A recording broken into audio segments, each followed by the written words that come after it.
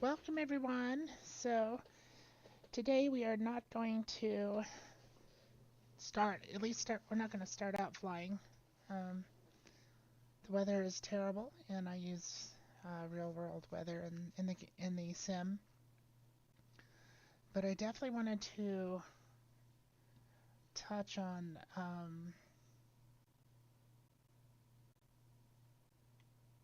instruments in the cockpit and getting to know these instruments. So when I do have instances that come up like yesterday where my navigational gyro was out of whack as soon as I landed, I will know at least what's going on and maybe I can assign a hotkey to it to fix it. Okay, so let's start. We're going to start with the X-plane documentation for the Cessna 172 SP. So let's begin. The airspeed indicator. Now, I guess this is like the car speedometer. This instrument displays the speed of the aircraft in knots relative to the air moving past it. So this isn't ground speed, it's airspeed. So we could be going, my understanding is we can be going maybe 90 knots, but we're only doing maybe 40 on the ground because of the air. The air could be coming from the headwind. The green arc, 48 to 129 here. Although it says 150 something. But that's not completely accurate, is it? 129 knots. Oh, okay, I'm sorry. These are knots up here. So yeah, 129 knots. So that's in the green. If it goes over, I guess that it would affect the airframe structural integrity of the airframe. So that's why that's there. Obviously, if we're going to go. Now, this is rated at 163. If we go up here, let's see what page is 15. If we start at the beginning, we can look at the limitations of the plane, and we can see here that let's see, amount of power. Cruise speed is 124. I know what I'm thinking of. We'll get to that later. Okay, so go back to 14.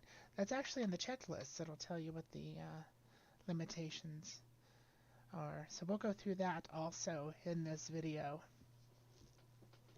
The yellow arc indicates smooth air operating range, so we can actually get up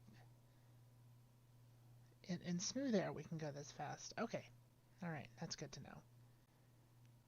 When it's turbulent, don't operate in that range. Well, so far it's always been turbulent, so we never get up there anyways. White arc, 40 to 85 knots is okay. So this right here is when it's safe to use our flaps. Okay, good to know. Altitude indicator. Instrument displays the altitude of the aircraft relative to the horizon. Okay, so when we're turning, this will be a bank to the right since, okay. This informs the pilot whether the aircraft is flying straight or turning, and whether the aircraft is climbing or descending. This information is crucial in instrument conditions when the outside horizon is not visible. Yes, that would make sense. Like when it's dark, you still need to know what your orientation is. Okay. I don't know what that sticker is for. I don't know what that's for.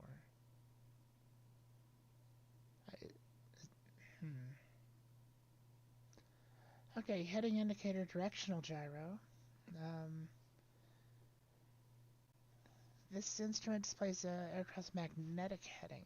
Okay, I think this is what I ran into yesterday.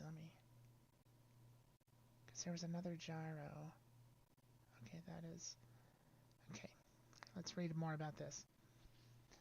This is a which using a gyroscope, which is calibrated at the start of the flight and periodically during the flight. See, that's what... Yeah, we didn't do that in our last video. We didn't ever calibrate this, because I don't think I know... Wait, no, I do know how to do this. This isn't... Never mind, this is not what I'm talking about. Okay, so yeah, we do calibrate this. Wait, do we? I think this is what went goofy last time. Okay, this instrument... I'm getting off topic here. Okay. This instrument uses a gyroscope to maintain the correct heading and must be calibrated at the start of the flight by setting the heading according to, I'm going to say, the magnetic compass and the runway, right? So if we're... That could be wrong too. Use the rotary control at the lower left to accomplish this, because gyroscopes tend to precess over time. The heading should be periodically reset, again using the magnetic compass in level flight. The rotary control at the lower right-hand corner is used to set the heading button. Right, that sets this little orange thing. Okay, now I think I understand. So, the compass that is on the top of the dashboard, when we're in level flight, we can set whatever we're pointed to on that. So if we're pointed to like 030, we would move this over to 030. Okay. Okay, I think I understand that. Okay, turn coordinator. Yeah, and we'll practice all this stuff too. We'll focus on this when we can get up in the air. This instrument informs the pilot of both the rate of turn and whether the aircraft is slipping sideways during a turn. Okay. So my understanding here is this is as far as we want to turn on a bank within safety limits, I guess. And this right here will tell us if we're slipping. So if we're slipping during a turn, it's going to go out of that little... It's kind of like one of those levels that you use for construction with the water. So you want to, while you're turning, you want to keep this in the middle, right? Let's read what it says. The L and the R indicators at the 4 and 8 o'clock locations on the dial correspond with a 2-minute turn, which is considered ideal when maneuvering an aircraft in instrument conditions. Okay, 2-minute turn. So it would benefit us maybe if we're not able to see, we would use like a stopwatch. When the wings of the white aircraft in the center of the dial intersect with these markings during a turn, it will take exactly 2 minutes for the aircraft to make a 360-degree turn back to its original course. Okay, so if we're doing... Okay, so let's say we're in IFR conditions and we want to turn 180. We're going on a downwind and we want to turn left 180. So we would turn, we would bank this way, keep that in the center as much as possible, and we would set our timer for 1 minute. Because at 2 minutes is 360, we would want to do a 180. So that's interesting. I wonder how that would work. Now, I've actually seen a video of someone doing this, but he's a CFI, and he nailed it. It was awesome. Okay. The floating ball is used to assist the pilot in making a coordinated turn, so the aircraft does not slip to the side, but instead follows the desired course. If the ball moves to the right, depress the right rudder until the ball is centered. Okay. All right. Altimeter. Okay, altimeter displays the altitude above sea level, not the altitude above the ground. Oh, okay. This model uses a clock analogy. The hour hand displays the altitude in thousands of feet. in the minute hand in hundreds of feet. Okay. So this right here would be hundreds. This would be when it hits 2. When this hits 2, it means it's 2,000. Okay, yeah, well, we knew that. Okay, altimeters use barometric pressure to determine altitude. As such, they must be calibrated at the start of the flight. If that makes sense. And I think one way you can also do this is if you don't have any other information, you can pull up the airport chart and you can look at the end, whatever runway you're on, at the end of it will have the elevation. So if you set the elevation here, then you would have the barometric pressure automatically. I don't think that would be ideal. I don't know. But the airport charts should also have this information too. Let's look at an airport chart. Okay, back. That is airport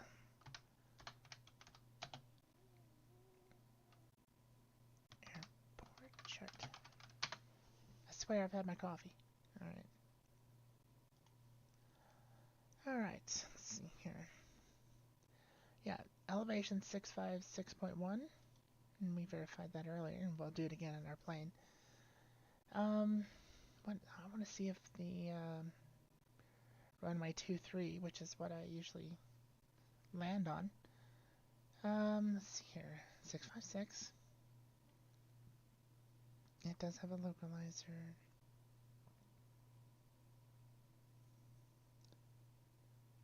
I was looking to see if it has the barometric pressure. Is this something that can change every day? I'm not sure. Because it doesn't make sense to me that it could change, because why would the elevation change on a daily basis unless we're dealing with a catastrophic seismic event? So, yeah, I guess... Well, let's just switch back and forth. Let's load up X-Plane and we'll go to the plane using this airport, and we'll just, look over the instruments that we've seen so far and kind of mess around with them. Okay, Cessna Skyhawk, municipal. We can go on the runway, that's fine.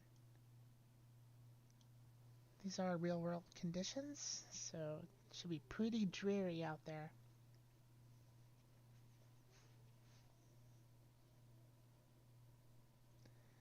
And immediately we're going to be blasted with checklist voiceovers, so I'll close those and we'll do those at the end.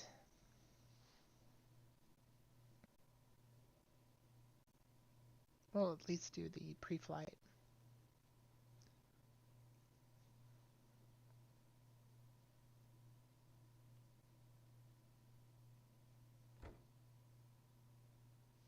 Okay, let's see here. Do we have any kind of... Okay, we're off. Okay, good. So we don't have checklist right here. That's fine. So what we're looking at... Why was that changing? Okay, let's go back and look. So this is our magnetic compass. We are at... Does it make sense that we are... Wow, look at that. Look at the way it's moving. That's how windy it is. Is there a wind side? Yeah, look how... I'm not sure why it actually chose this runway. If you look here, the wind is at our tail. We would normally be taking off from... See, this is 5. We would normally be taking off from 2-3. So let's do that. Yes, let's not do that. Runway, there we go. And we'll go back in. We want to, just in case we decide to take off. Okay, now we should have a headwind. Because we don't have a windsock to show us anything. Let's still, you can see how it's moving here. It's really windy. Okay, back to it. We are pointed towards, let's see, that's 2, 3, so it's about 2, 2.5. 0, 225 would be the heading. So what I guess what they're saying is we would move this. Would we move this?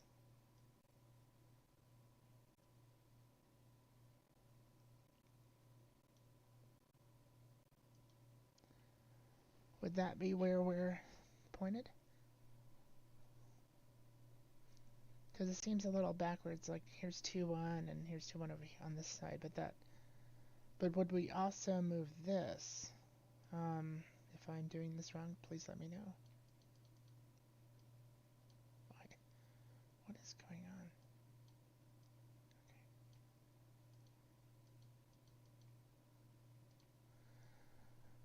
Okay. So, if that's the case, what is this one for?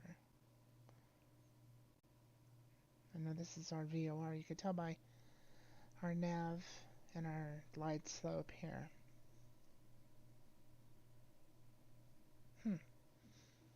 But we'll get into that. Okay, so that's my understanding. This is how we would set it. And 656, if we look at our altitude here, we would actually need to change this a little bit more. 6. And we want to be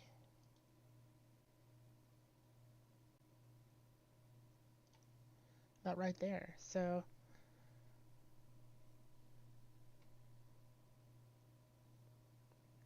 seems like that would be our altitude, and this would automatically adjust. So we're about 30.1. Now, if we can get a, let's do a METAR of Columbus right now.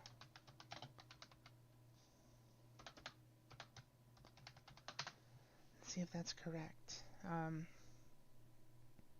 It's November.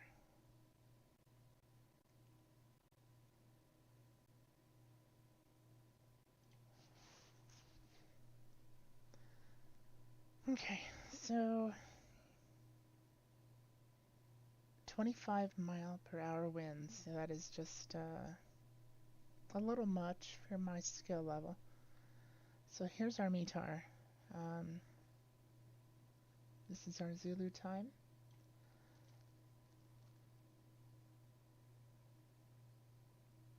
I don't know how to read this. Would this be okay? Heading 250 at 22. So this is the 22 knots that the wind is, and we have gusts at 35 knots. I think that's what that means. Okay, so that's what I understand so far. We're not going to push it. We will probably have our own video for METAR and weather. Let's see. Let's go back here. But oh, did it say 30.08? So let's look at our. Yeah, that is exactly what it says. So 30, and these go in 2 increments. 30.02 and we're at 0.08 right there, roughly, close enough. Not bad. Okay, not bad at all. Okay, so that is, where's our, there it is. Okay, so that's our altimeter and barometric pressure. This HG suggests that this is operated with mercury, which is the symbol for mercury. Okay, our vertical speed indicator. This is our rate of climb and rate of descent. Very easy. Each one of these stands for 100 feet, so this would be 500. The Cessna 172 is rated for 703 feet. So this is the steepest climb we would ever want to do, and the steepest descent at 700. I find that maybe 400 should be okay, unless we're in a hurry to get to a certain altitude. Okay, chronometer. This instrument supports 4 modes: universal, local, flight, and elapsed. Okay. Also displayed the outside temperature.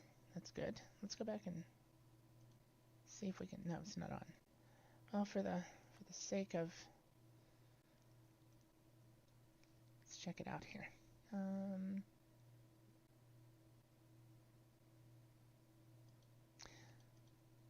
Okay, so we're on universal time here. Local time, 10:20, which is my local time. What is that? FT, flight time. Total in this aircraft today. So I've done 12 hours. Wow. And elapsed time. So elapsed time will be 0 because we hadn't started anything yet. Also displayed is the outside temperature in Fahrenheit. Okay, so, oops. It's 24 E's. That, I think that's our, what is that?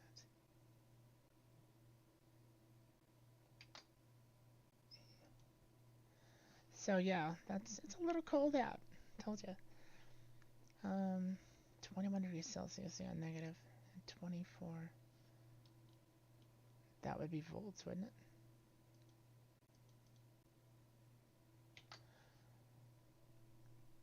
Okay. Next one is fuel. It's right here.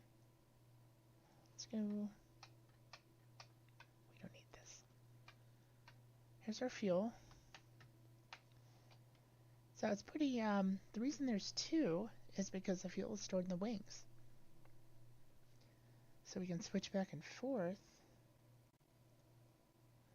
using this, but on takeoff and landings it's in the middle. I know that, I think I've watched some videos where people will fly a little bit on the left and then a little bit on the right. I'm not sure how to do that, or even to determine when or where to do that. So that sounds like an advanced topic for later.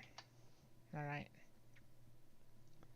Exhaust gas temperature, fuel flow. Exhaust gas temperature is measured by a thermocouple that intrudes into the exhaust system. A red needle may be adjusted by the pilot to peak observed EGT. On this or previous flights, using the rotary control on the left side of the gauge. Okay, one said the optimum engine performance may be obtained when the actual EGT is slightly below peak. Okay, so the red needle. So we can adjust this using the little thing there. I don't have one though. Oh, there it is. Oh, okay, look at that. Okay. I'm sure we'll have to read more.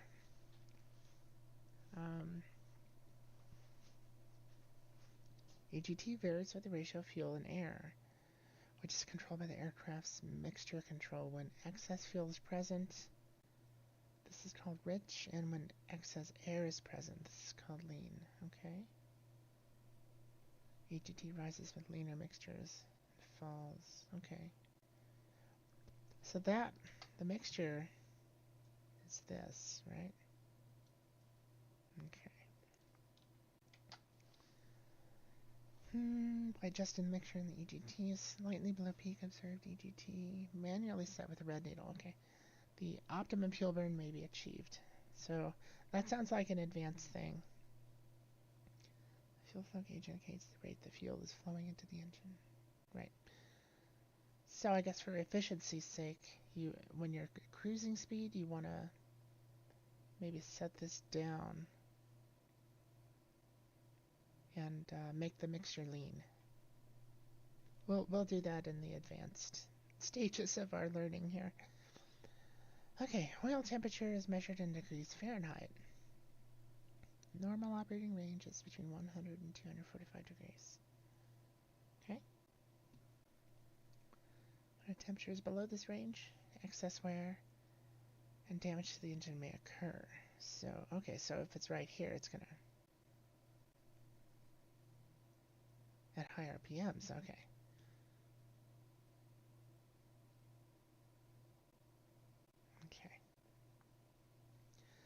Oil pressure is measured in psi, pounds per square inch.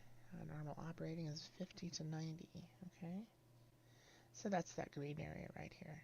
So these are, so when the pilots are taken off and they say everything's in the green, that's what they mean. Green, green, I'm having trouble saying green. Maybe a result of high oil pressure. Usually occurs in cold temperatures, okay. Which today we might be able to witness. Excessive wear or damage to the engine may occur if oil pressure is not in the normal operating range, okay? It's going to just, I don't want to turn it on yet because, well, we'll do checklists some other time. Let's just go for it.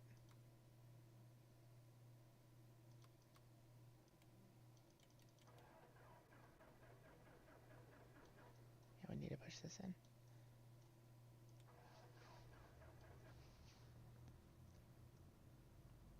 Okay, it's on. As you can tell, it's very windy. It's trying to push us around.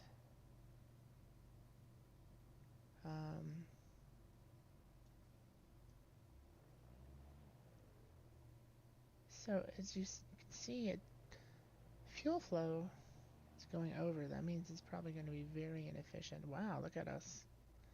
Brakes are on. Still doing that. So this will probably have to be under load if we were to witness. Yeah, kind of threw it off kilter there.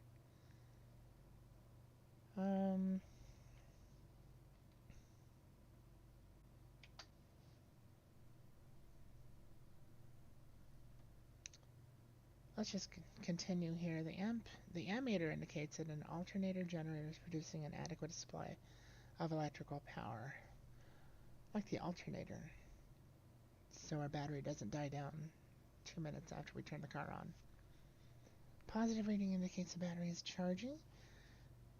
Negative is depleting, so it's around 0, although it looks negative. So let's look at ours.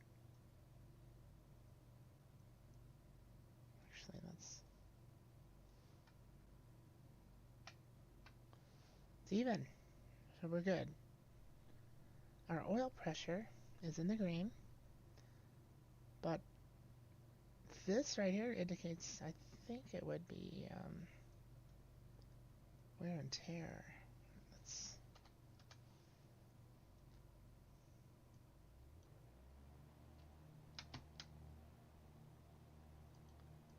Wow. So I'm wondering if it's because of the ice. Maybe there's ice on the runway. At -7, there's more than likely ice. That's why the brakes aren't doing anything really. Because that shouldn't take off so easily, even though I'm putting it at full. Because one part of our check is to actually do an 1800 RPM check. All right, moving on. Propeller RPM and Hobbs meter. Okay. This instrument displays the RPM of the propeller, right? The green band is recommended operating range. I think what I've seen is 2100 to 2400 is recommended. Hobbs meter indicates cumulative time the engine has been running. So this is for engine maintenance schedule. Let's look at ours. We'll have to check and see what our threshold is. Alright. Wait, you guys can't see that, can you? Oh.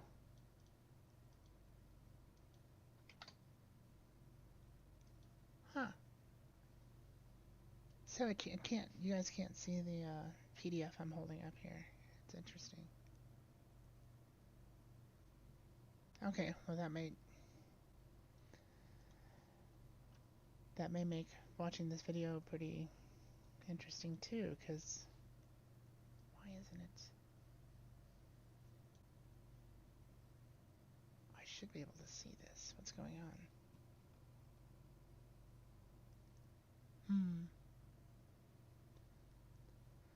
Okay, well, Got a lot of windows open. Maybe that's it. Let's close some windows here. We'll see if that helps.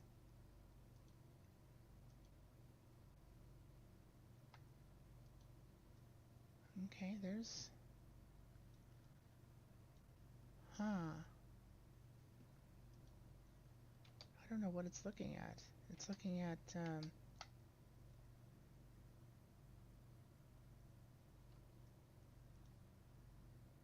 huh. I'm moving the plane around, but it's not doing anything.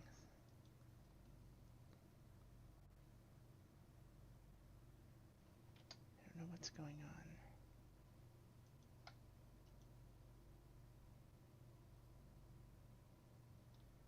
So you guys can't see anything I'm doing. I'm zooming in right now, but it's not... Okay, well, we went over the major dials here. I'm not sure why it's not updating right here. Interesting. Okay, well, if this doesn't look good, I'm going to redo it because I think this is important to know. So let's call it there. It wasn't going to be a long video anyways. It's interesting that...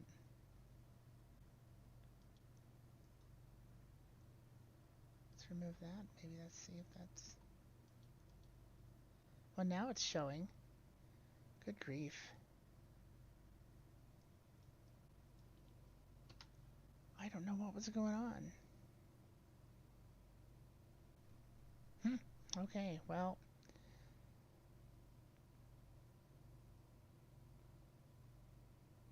That sucks. Sorry about that. Yeah, well, the next time, maybe tomorrow we'll fly. And as you can see, it's just too windy. Tomorrow we'll fly. And we'll go over all that again, as well as these checklists that are no longer working, apparently. We're having good times here today. It's awesome. Okay, well, let's call it even, and we'll just, we'll start over tomorrow. Hopefully we'll have a better experience here where we can actually see what we're talking about. All right. Have a good one, guys.